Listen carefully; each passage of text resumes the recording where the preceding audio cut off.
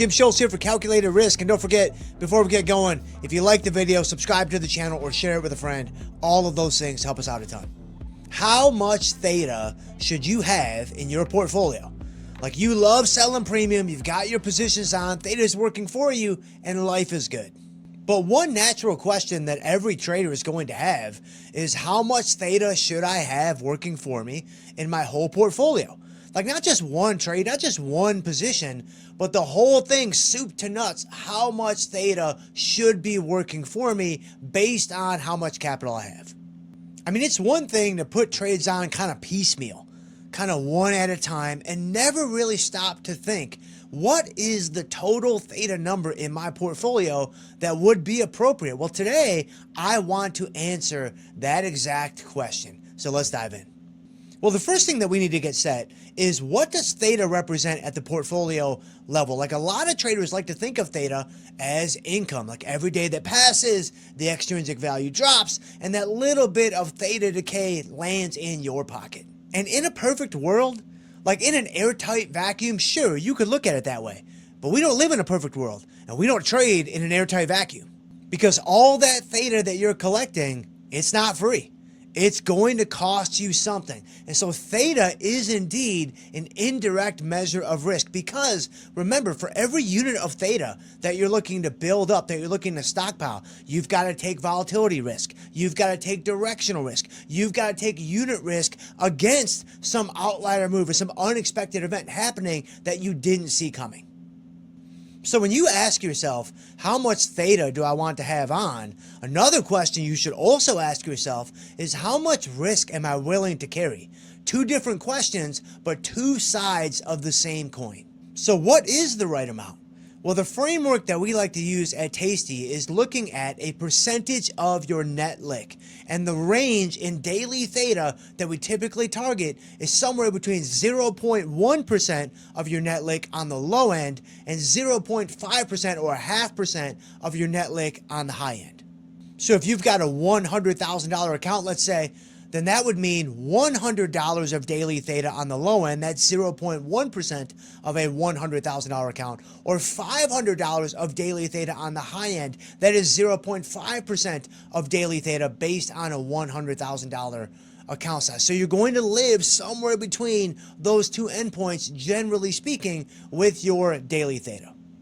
Or if you had a $200,000 account, now you're living somewhere between $200, 0.1%, up to $1,000 in daily theta, 0.5%. Or let's say you had a $50,000 account, now you're living somewhere between $50 and $250, and so on and so forth.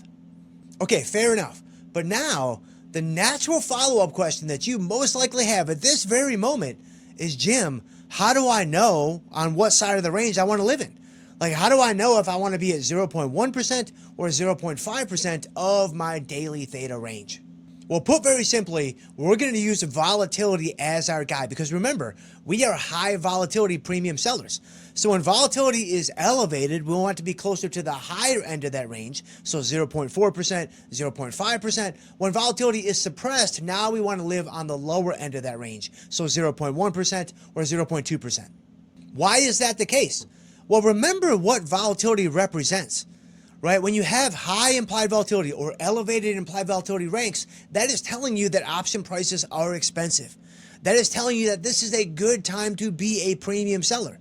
And so when volatility is high and IVRs are elevated and implied volatilities are rising, this is when we want to put more capital to work, and we want to live on the higher end of that daily theta range, because the risk-reward relationship is more tilted in our favor when volatility is higher as a premium seller.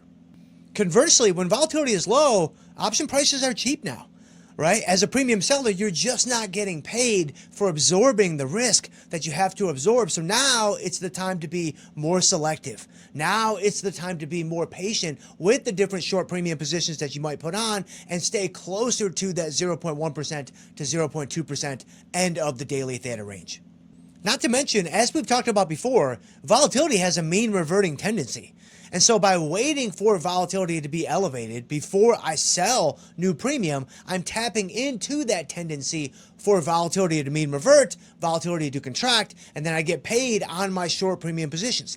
Similarly, if I'm selling a lot of premium when volatility is low, then I'm putting myself in harm's way where if volatility does mean revert back higher and it expands, then I'm going to be hurt by that expansion. So by being more patient on the lower ends of volatility market wide, I'm positioning myself to more easily take advantage of the mean reverting tendency of volatility. Simply put, I collect more theta when it's worth more, I collect less theta when it's worth less, and this is a repeatable, sustainable system over time. Now you also might be wondering, well, wait a minute now. If some theta is good, wouldn't more theta be better? And wouldn't the most theta be the best? No, not at all actually. Remember what we said before, and this is a part of the market and specifically premium selling that I think a lot of option traders and option sellers kind of skip over. Right? Theta is a proxy for risk. The more theta that you have on, the more exposed you are to directional moves, the more exposed you are to volatility changes, the more exposed you are by just overall general unit risk. Now gap ups and gap downs and all these things, you're going to be more exposed pretty much across the board when you have more theta working for you. Because remember, what is the thing that's going to do the most damage to us as premium sellers? It's the outlier move. It's the big runaway train that just gets away from us. It's not a couple of small losers. It's not even a modest losing streak. That's all manageable, and those happen too, of course, but we can manage those with premium. We can manage those with adjustments. It's going to be the outlier moves that cause the biggest damage, and when you expose yourself to additional units of theta, you're going to make those hurt more and more and more. Because what is the way to build up appreciable amounts of theta? It's with undefined risk strategies. Like if you want to build up 0.4% of Net Liq or 0.5% of Net Liq, like short verticals and iron condors, they're only going to get you so far. Like sure, they're going to help, don't get me wrong. But if you really want to crank those daily theta numbers, crank those daily decay numbers, you're going to do it with short puts, you're going to do it with short strangles, you're going to do it with ratio spreads. Like those are the things that are going to get you where you're trying to go. And it just so happens those are the same strategies where you are exposed to the most risk. And so it needs to be a balanced approach. Like it needs to be a methodical approach, graded exposure. If the VIX spikes to 25 for the first time in 8 months, don't allocate all your capital at once and go right to the very top end of that daily theta range. Do it in pieces and do it gradually, as you're comfortable and as you layer in more risk into the marketplace. Because yes, if you went all the way up to like 1% of Net Liq and daily theta, I mean, it's going to be amazing when it works. You go all the way up to 2% of Net Liq in daily theta, like you're going to feel like a genius when all that theta comes in. But man, the times that it doesn't work, it is going to be very painful very, very quickly. So right now, I would go check what are your portfolio theta numbers. Go check in your platform. Go see what the number is, and then take that number and convert it into a percentage of Net Liq in the same fashion that we just did a few minutes ago. If you're at or below 0.1% and volatility is elevated, like it is right now, present day with the VIX over 25, this is the time to consider having more capital working for you, because this is the time that you are getting paid as a premium seller. The time for low levels of theta is when the VIX is 15 or 14 or 13 or 12 and a quarter, which that's all coming too. But if you're pushing 0.5% of Net Liq and daily theta, then I would ask yourself, does every single position that's in my book need to be there? Do I really know what I've signed up for? Because if this goes sideways, man, it could be really, really painful really, really quickly. So theta is the reason why we do what we do as premium sellers. And looking at your daily theta numbers relative to your Net Liq gives you a nice gauge of how much decay you have or want working for you relative to how much risk you might be taking on with that theta. The target range is 0.1% of Net Liq to 0.5% of Net Liq.